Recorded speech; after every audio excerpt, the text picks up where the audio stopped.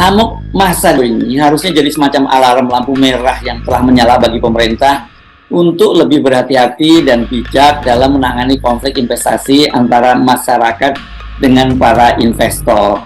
Deretan konflik agraria terbaru dari Rempang, Pahuato, hingga Seruyan. Konflik agraria terus terjadi di berbagai daerah meski pemerintah mencanangkan perombakan besar di bidang pertahanan, intimidasi, kekerasan, dan kriminalisasi masih mewarnai berbagai perselisihan tanah. Redistribusi aset yang digadang pemerintah jadi solusi sengketa agraria ternyata tak mampu mengurangi pelestarian agraria, alih-alih mengurangi, justru konflik agraria di Indonesia semakin meningkat. Direktur Jaringan Gus Durian, Alisa Wahid mengatakan, semua kasus seperti ini berasal dari persoalan cara memandang rakyat dalam agenda pembangunan. Tempat-tempat berbeda itu, rakyat tidak ujung-ujung marah. Ketika tanah mereka diambil, baik dengan intimidasi soft maupun kasar, wajar rakyat mulai melawan. Mereka tidak butuh uang luar, naiflah yang dianggap rakyat tidak punya nurani, nalar, dan kearifannya, sehingga butuh provokasi dari luar ujung untuk berjuang. Ujar Alisa melalui akun X Alisa Wahid, Ahad 24 September 2023. Alisa menceritakan pengalamannya bertemu pejabat negara yang kerap memojokkan rakyat sebagai orang-orang lemah dan tak paham kepentingan bangsa dan negara. Para pejabat ini, Ibu Alisa, menganggap urusan tanah hanya urusan harga. Yang lebih tinggi bukan soal jati diri, sejarah, dan penghidupan sang rakyat.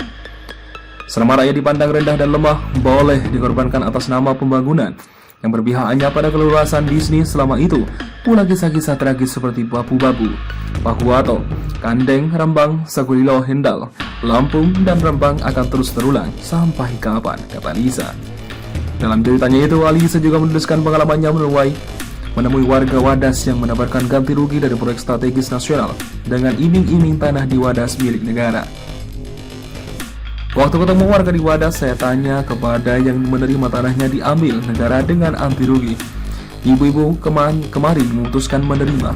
Ceritanya bagaimana? Mereka menjawab, kata bapak-bapak itu, semua tanah itu milik negara dan ini mau diambil. Lah, ibu punya sertifikat? Tanya Alisa. Punya. Kalau begitu ya bukan tanah negara, itu punya ibu sendiri. Enggak kok mbak, kata bapak-bapak itu, rakyat itu nyewa kok. Nyatanya kami akan tiap tahun bayar pajak. Itu kan biaya sewa supaya bisa memakai tanahnya. Ya Allah, saya sedih banget waktu dengar ini. Misleading sekali. Komnas HAM mencatat dalam kurun 8 bulan terakhir eskalasi masif konflik agraria di berbagai lokasi di Indonesia mencapai 692 kasus. Jumlah ini setara dengan 4 kasus per hari yang dilaporkan ke Komnas HAM. Komnas HAM juga menyinggung sederetan konflik yang terjadi dalam 8 bulan terakhir secara masif terkait proyek strategis nasional. Misalnya yang terjadi konflik di Pulau Rempang, Kota Batam, Provinsi Kepulauan Riau. Kawasan yang telah lama dihuni oleh masyarakat adat tersebut hendak dijadikan proyek strategis nasional Rempang Eco City oleh negara. Namun, proyek tersebut menuai penolakan masyarakat Pulau Rempang sehingga terjadi kericuhan bentrok antara warga dan aparat pada Kamis 7 September 2023. Konflik agraria di Pulau Rempang bermula ketika Badan Pengusaha Batam berencana merelokasi seluruh penduduk Rempang. Hal itu dilakukan untuk mendukung rencana pengembangan investasi di Pulau Rempang. Kawasan ini diestimasikan memperoleh investasi sebesar 381 triliun rupiah hingga tahun 2080 dalam rencana pembangunannya. Pulau Rempang yang luasnya sekitar 17.000 hektar akan dibangun menjadi kawasan industri, perdagangan, dan wisata. Tujuannya mendongkrak pertumbuhan perekonomian dan peningkatan daya saing Indonesia dengan Malaysia dan Singapura. 7 zona yang nanti akan dikembangkan antara lain zona industri, zona agrowisata, zona pemukiman dan komersial, zona pariwisata, zona hutan dan pembangkitan listrik tenaga surya, zona marga satwa dan alam, serta zona cagar budaya. Terbaru, konflik di Pahuato, Gorontalo buntut dari ketidakpuasan warga akan kinerja pemerintah dalam pembagian lahan dalam wilayah konsesi tambang emas padi Bank Emas Padi Panigol Project yang diklaim sebagai warisan keluarga turun-temurun. 2.500 pengunjuk rasa menggelar aksi di kantor Bupati Pahuato, Gorontalo. Dilaporkan 11 orang polisi luka-luka dan cedera akibat kerusuhan yang mengakibatkan kebakaran di kantor Bupati Pahuato, Gorontalo. Konflik agraria sebelumnya juga terjadi di Seruyan, Kalimantan Tengah pada Kamis 6 September 2023. Warga melakukan protes terhadap perusahaan perkebunan sawit karena plasma sawit tak kunjung diberikan perusahaan sehingga berujung ricuh. Ditambah lagi kerabat mereka ditangkap dan dituduh mencuri sawit. Warga meminta kewajiban perusahaan memberikan kebun plasma seluas 20% pada masyarakat yang belum dipenuhi oleh pihak perusahaan. Sayangnya, aksi itu berakhir kisruh. Ratusan massa di Kabupaten Saruyan, Kalimantan Tengah terjadi bentrokan dengan polisi saat unjuk rasa di rel kebun sawit PT Bangun Jaya Alam Permai. Hasil Munas dan Kombes NU 2023. Masalah pengelolaan sumber daya alam menjadi bahasan di rekomendasi musyawarah alim ulama dan konferensi besar Nahdlatul Ulama yang diundang Asrama Haji Jakarta pada 18 hingga 19 September 2023 lalu. Koordinator Komisi Rekomendasi Ulil Azhar Abdullah mengatakan ada masalah serius di dalam pengelolaan sumber daya alam di Indonesia. Pengelolaan sumber daya alam yang dikelola negara dilaksanakan dengan cara yang mengabaikan aspirasi publik dan masyarakat. Oleh karena itu, NU mendorong agar pemerintah dan pihak-pihak yang lain berusaha mencapai konsensus nasional di dalam pengelolaan sumber daya alam. Konsensus ini harus melibatkan semua pihak di dalam menentukan arah kebijakan yang adil dan bermaslahat bagi semua pihak. Tidak boleh pengelolaan sumber daya alam hanya didikte oleh sekelompok saja, terutama sekelompok yang menjadi pengusaha modal, kata Ulil membacakan hasil rekomendasi Munas Kombes NU 2023. Pemerintah dan pihak lain khususnya korporasi harus menempuh pendekatan dialog dan persuasif. Kepentingan ekonomi tidak boleh merugikan hak-hak rakyat kecil dan semua pihak yang terlibat dalam konflik agraria diimbau untuk memenangkan diri sambil mendengarkan aspirasi rakyat. Kepala Badan Pengusaha Batam, Muhammad Rudi, untuk kedua kalinya datang ke Rembang pada Kamis 21 September 2023. Rudi mendatangi Kampung Pasir Panjang, Pulau Rempang, Kota Batam. Kampung ini menjadi lokasi pertama yang akan direlokasi untuk pembangunan pabrik kaca dari Cina. Selain itu, Pasir Panjang juga salah satu lokasi kampung yang sebagian warganya sudah mendaftarkan rumah mereka untuk direlokasi. Beberapa warga yang sudah mendaftar juga melemparkan pertanyaan soal kelanjutan ganti rugi ketika relokasi, terutama ganti rugi lahan yang berada di HPK. Selain itu, warga yang sudah mendaftar juga menegaskan akan pindah setelah uang ganti rugi diberikan. Namun, sebagian warga Pasir Panjang masih ada yang belum mendaftarkan relokasi. Mereka tetap teguh menolak relokasi, salah satunya Rizka yang mengaku mewakili masyarakat Pasir Panjang yang menolak relokasi. Rizka membacakan surat pernyataan penolakan relokasi sesi tanya jawab bersama Kepala BP Batam Muhammad Rudi. Ia juga sempat hampir menangis ketika membaca bagian akhir poin-poin tuntutan pernyataan sikap itu. Berikut bunyi surat pernyataan sikap masyarakat Kampung Tua Pasir Panjang, Pulau Rempang.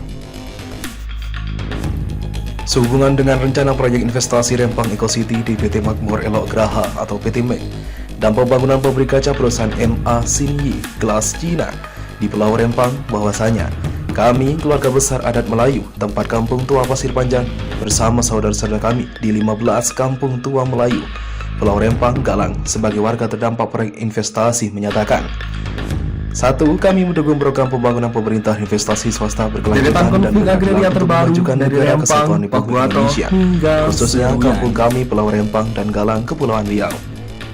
2. Kami mendesak pemerintah, Komnas HAM, DPR RI untuk tidak tergesa-gesa meninjau dan mengkaji kembali rencana proyek investasi Rempang Eco City atau Kota Ramah Lingkungan Rempang, PT MEG dan pembangunan pabrik kaca Xinyi Glass Cina, terutama dari aspek hak asasi manusia, sosial, lingkungan hidup berkelanjutan.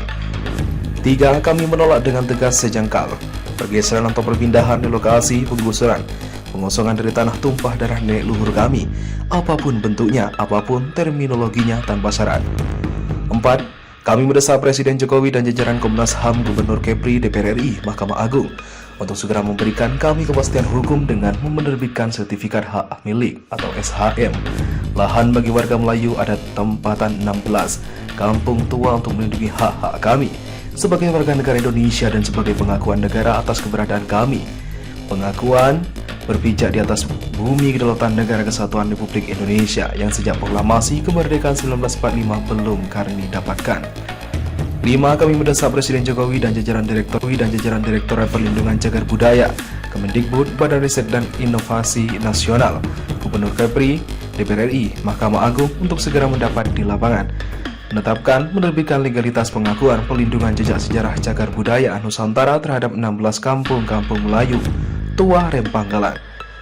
6. Kami mendesak Presiden Jokowi dan jajaran Komnas HAM, DPR RI, Gubernur Kepri, calon investor, dan tim independen penilai appraisal untuk segera datang melakukan pendataan. 7. Perhitungan dan pembayaran ganti untung tanah-tanah garapan, kebun-kebun, ternak, tembak, dan usaha-usaha masyarakat dan pendatang saudara-saudara kami jika terdampak pembangunan pemerintah dengan asas musyawarah mufakat dan berkeadilan.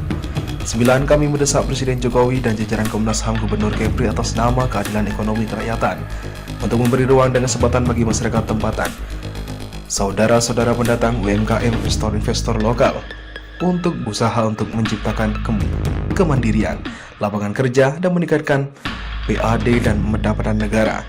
Negara agar mendapat berikan kepastian hukum dan melakukan edukasi, sosialisasi penerbitan perizinan atau legalitas usaha, perpajakan dan lahan dari sektor perikanan, pendidikan, pariwisata, perkebunan, pertanian, perdagangan, pertambakan, peternakan, dan sebagainya di wilayah tidak terdampak program pembangunan atau investasi pemerintah.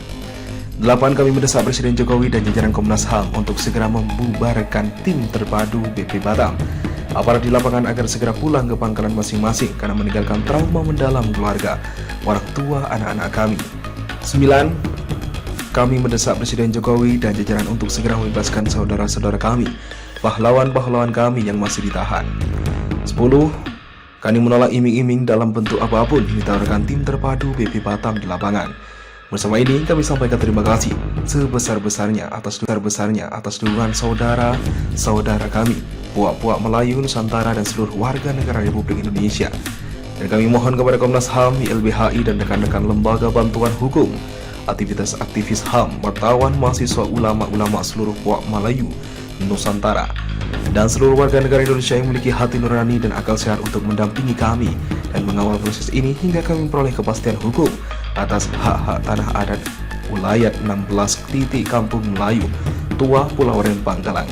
Perjuangan ini masih panjang dan berduri dan semoga tidak terjadi lagi kepada saudara-saudara kami di belahan negara kesatuan Republik Indonesia tercinta ini. Demikian pernyataan sikap ini kami sampaikan dari tanpa ada unsur paksaan, tekanan, hasutan dari pihak manapun, demi kepastian hukum, keadilan pendahulu atau pejuang kemerdekaan nenek moyang leluhur kami dan anak cucu generasi kami yang akan datang. Pembacaan surat pernyataan sikap tersebut membuat Rudi bereaksi yang bertanyakan siapa yang bertanggung jawab terhadap surat pernyataan tersebut. Yang kamu bacakan ini siapa yang bertanggung jawab, kata Rudi kepada warga yang membacakan surat pernyataan sikap itu.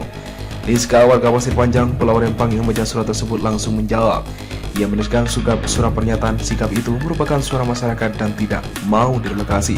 Kami Deretan semua konflik masyarakat agraria yang terbaru bertanggung dari jawab, Rempang, kata Rizka. Pahuato hingga Seruyan.